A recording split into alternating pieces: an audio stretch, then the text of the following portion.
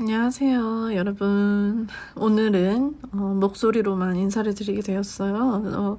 전달할 내용이 많아서 화면으로 자료를 좀 정리를 해서 전달해드리느라고 제 모습은 안 나오게 되었습니다. 네, 제목부터 보여지듯이 에리히 프롬이 지은 명작이자 고전 사랑의 기술이라는 책에 대해서 오늘은 말씀을 드려볼까 합니다.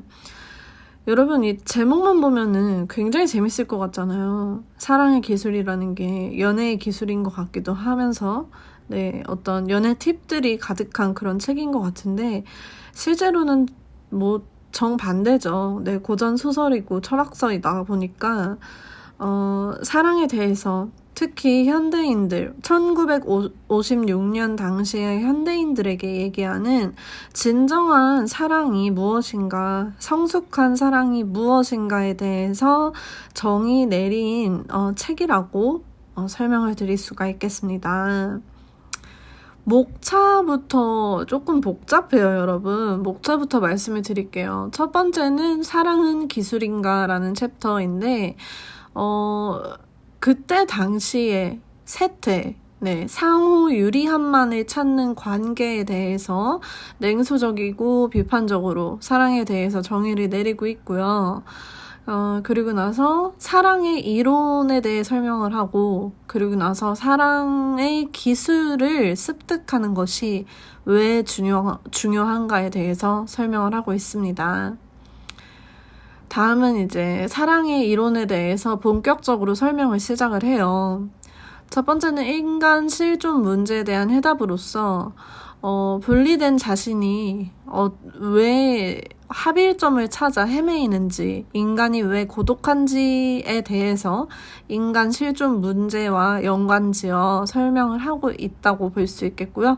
그 다음에는 부모 자식 간의 사랑에 대해서 다루고 있습니다.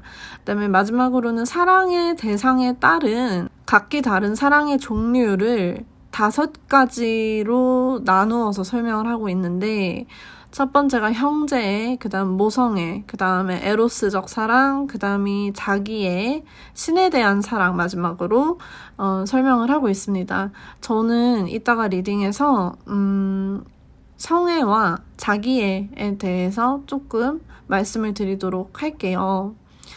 다음은 이제 현대사회, 여기에서 말하는 현대사회란 이 프롬이 책을 집필할 때이다 보니 1950년대의 얘기가 되겠죠.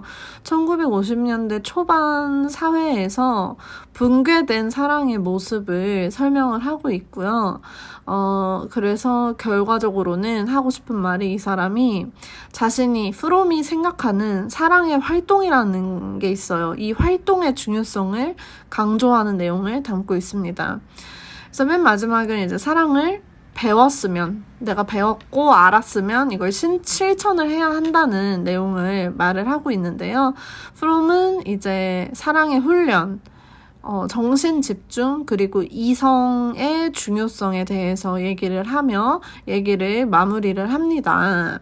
그러면 챕터 1부터 시작을 해서 맨 마지막 챕터 4까지 저와 함께 긴 여정으로 풀어나가 보게 되실 건데요. 네, 하나하나씩 짚어가면서 풀어나가면 그리 어려울 것도 없는 내용이니까 한번 안 읽어보신 분들은 도전해보셨으면 좋겠고, 관심 있으신 분들은 재밌게 들어주셨으면 좋겠습니다. 시작을 해볼게요. 본격적으로 시작하기에 앞서서 책에 머릿말, 프롤로그가 항상 있죠. 네. 이 책에서 머릿말에 가장 먼저 시작하는 문장은 바로 이겁니다. 사랑의 기술에 대한 편리한 지침을 기대하는 사람들은 이 책을 읽고 실망할 것이다. 제목에 끌려서 책을 들여다보게 된 저로서는 내가 이 책을 읽고 실망하겠구나 라는 생각을 했었어요. 사랑의 기술이라고 이제 딱 들으면 어떠한 연애 지침서라던가 남자의 이성의 심리에 대해서 다루는 책일 것 같은데요. 프롬은 얘기합니다. 사랑은 스스로 도달한 성숙도와는 관계없이 누구나 쉽게 탐닉할 수 있는 감상이 아니라는 점을 보여주려는 것이 이 책의 의도이다 라고 아주 이 책에 처음부터 딱 못 박아놨어요. 네.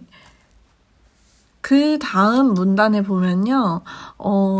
에리히 프롬이 얘기하려는, 궁극적으로 얘기하려는 내용에 대한 힌트가 좀 들어있는데, 자신의 인격 전체를 발달시켜 생산적 방향으로 나아가지 않는 한 아무리 사랑하려 노력해도 반드시 실패하기 마련이며, 또한 참된 겸손, 용기, 신념, 훈련이 없는 한 개인적인 사랑도 성공할 수 없다는 것을 깨우쳐 주려고 한다라고 작가의 의도에 대해 머릿말부터 밝혀놓고 있습니다.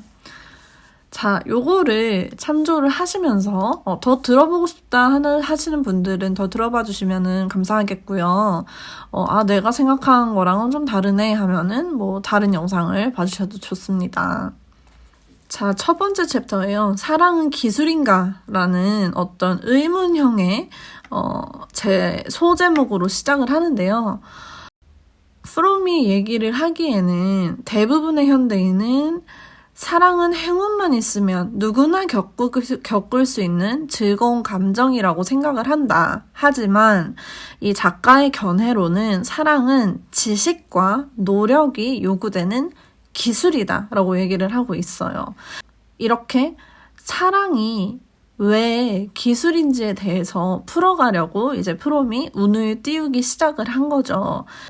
다음 장으로 넘어가 보시면 이제 프롬이 분석한 현대 사회, 즉 1950년대 사회의 구애 방식, 이게 신기한 게 크게 다를 바가 없어요. 지금 2023년 현재와 크게 다를 바가 없습니다. 자, 남성은 주로 권력과 돈을 구애하는 데 애용한다라고 정의를 했고요. 여성은 치장 등 매력 갖추기와 외적 욕구 가꾸는 것을 구애에 애용한다. 즉, 한마디로 본질적으로 현대 사람들은 인기와 성적 매력이 뒤섞여 있는 구애를 접하고 있다라는 얘기를 프롬이 하고 있어요. 그러나 프롬의 생각에 현대인들은 여러 매체와 미디어를 통해서 사랑을 느끼지만 사랑에 대해서 내가 배워야 할 것이 있다고 생각하는 사람은 거의 없다라는 얘기를 하고 있습니다.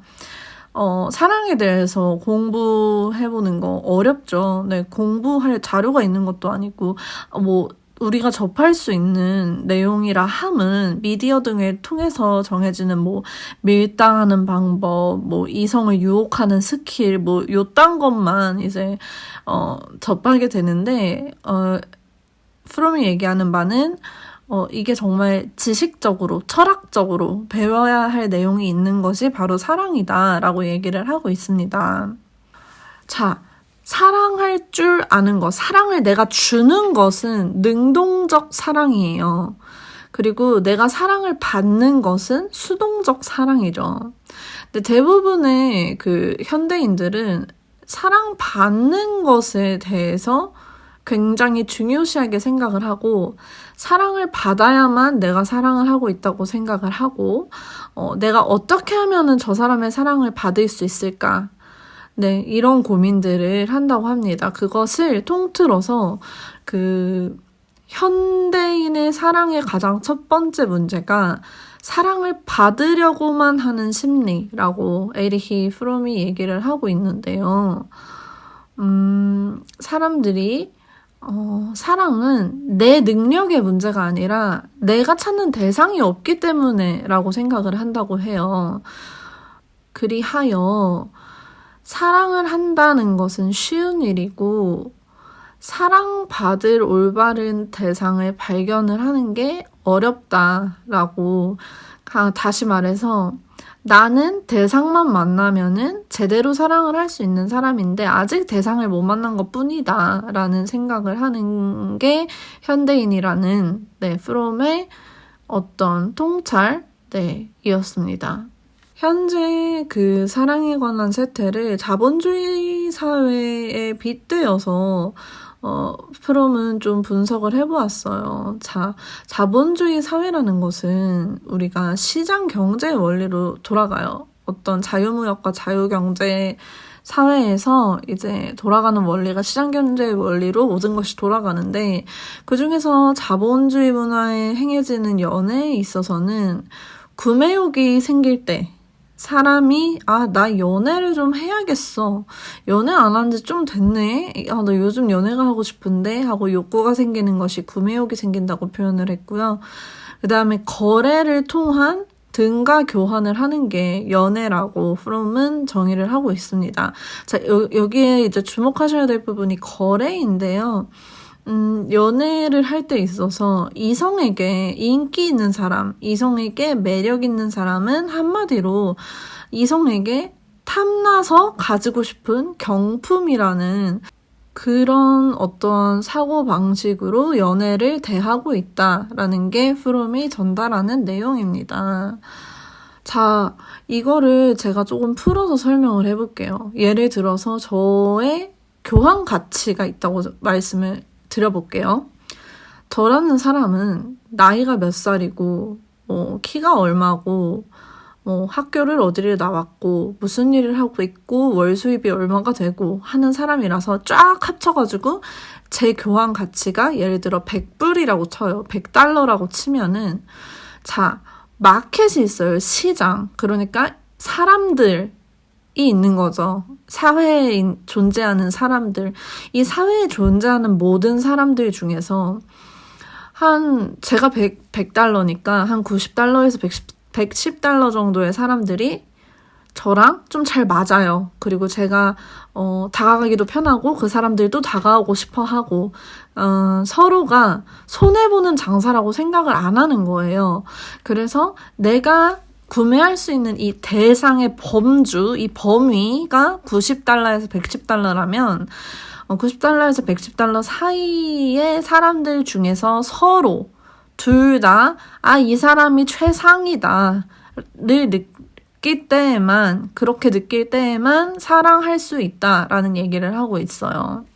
네, 그러니까 한마디로 나의 가치와 비슷한 사람들 중에 서로 통하는 사람을 찾으려고 노력을 하고 그거를 찾게 되면은 내가 사랑할 대상을 드디어 찾았구나라고 느끼게 된다라는 얘기를 하고 있습니다. 다음 장을 보실게요. 자, 요거는 사랑에 대한 프롬의 정의 중에 하나인데요. 사랑처럼 엄청난 희망과 기대 속에서 시작되었다가 반드시 실패로 끝나고 마는 활동이나 사업은 찾아보기 어려울 것이다.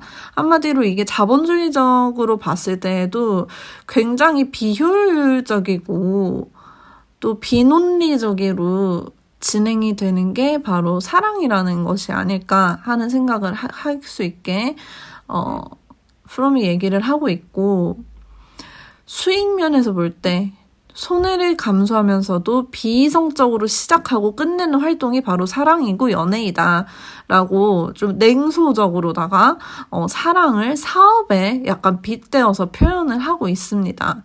네, 사랑이 비이성적이다 라는 명제에 대해서는 저는 동의를 하는 편이기 때문에 여러분 생각은 어떨지 궁금하네요. 자, 이제 반드시 실패로 끝나고 만다는 이 프롬의 명제에서 반드시 실패한다는 것을 개선하기 위해서는 두 가지 방법이 있다고 해요. 첫 번째는 열심히 실패의 원인을 가려내서 개선법을 찾아내려고 할 것, 혹은 이 활동을 아예 포기할 것, 이렇게 두 가지, 개선하기 혹은 포기하기 두 가지를 제안을 하고 있는데, 사랑의 경우 영원한 포기는 불가능하기 때문에 포기가 불가능하니까 뭐가 남았지요? 남은 것은 바로 개선하는 것, 곧 실패의 원인을 가려내고 사랑의 의미를 공부하기 시작하는 것을 프롬은 주장을 하고 있고요. 자, 사랑에는 기술이 필요하다고 합니다. 어떤 문제를 개선하기 위해서는 그에 대한 방법이 탐구되어야 되기 때문에 사랑도 기술이라는 얘기를 하고 있는 거예요. 그래서 사랑의 실패를 극복하는 적절한 방법이 뭐다?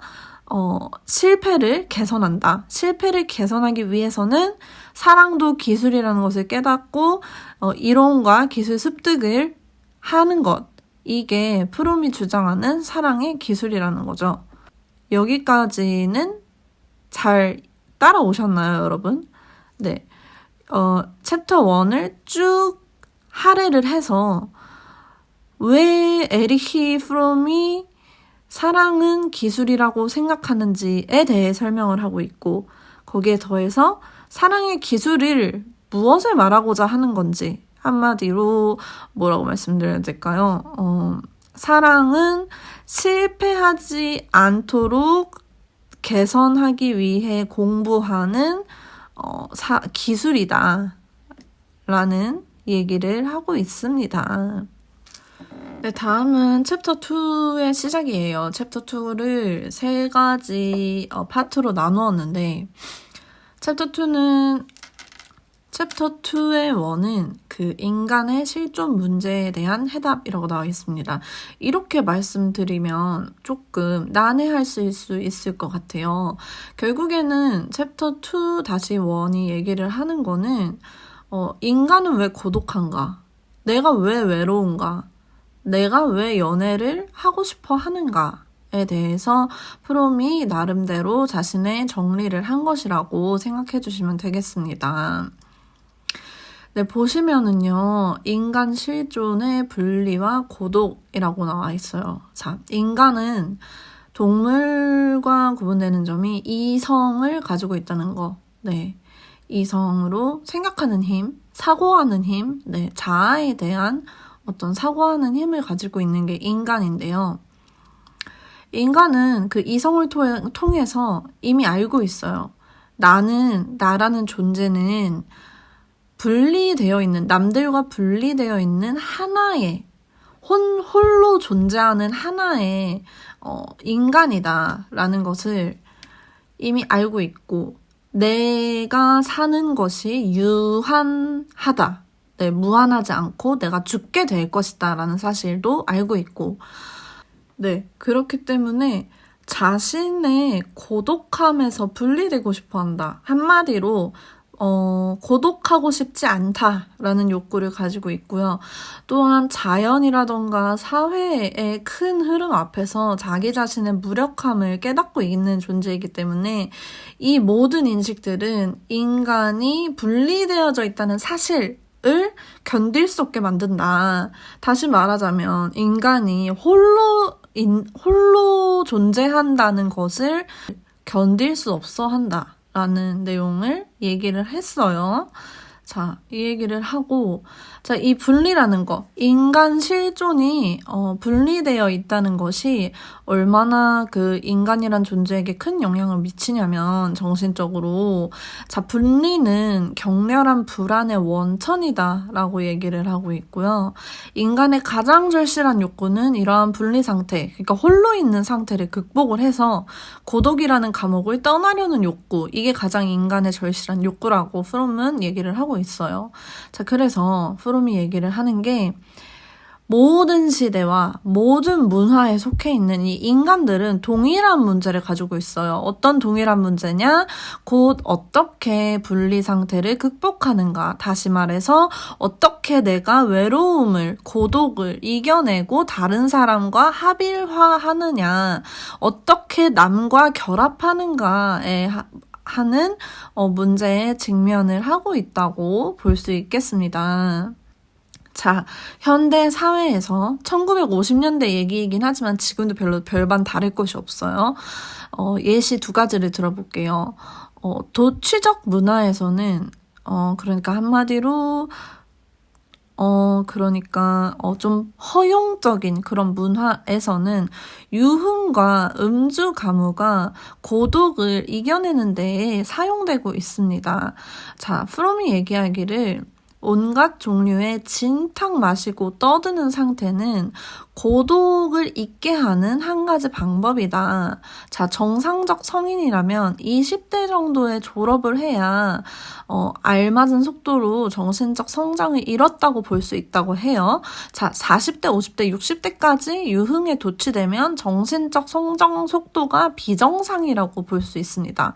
네, 이런 유흥과 음주 가물을 통해 고독함을 이겨내려는 현대인의 모습을 짚고 넘어가고 있고요. 비도취적 문화, 그러니까 다 같이 모여서 막 즐기고 떠들고 뭐 파티하고 이런 문화가 아닌 곳에서는 알코올 중독, 마약 중독, 뭐 섹스 중독 등으로 비도치권 문화권에 사는 개인이 선택하는 형태라고 합니다. 자, 이것 또한 분리에 의해 생긴 불안에서 벗어나려는 절망적인 노력이라고 얘기를 하고 있어요. 한마디로 외로우니까 다들 저지랄을 한다. 그게 외로움을 잊기 위한 도구로 저것들을 사용을 하고 있다. 이렇게 보시면 되겠습니다.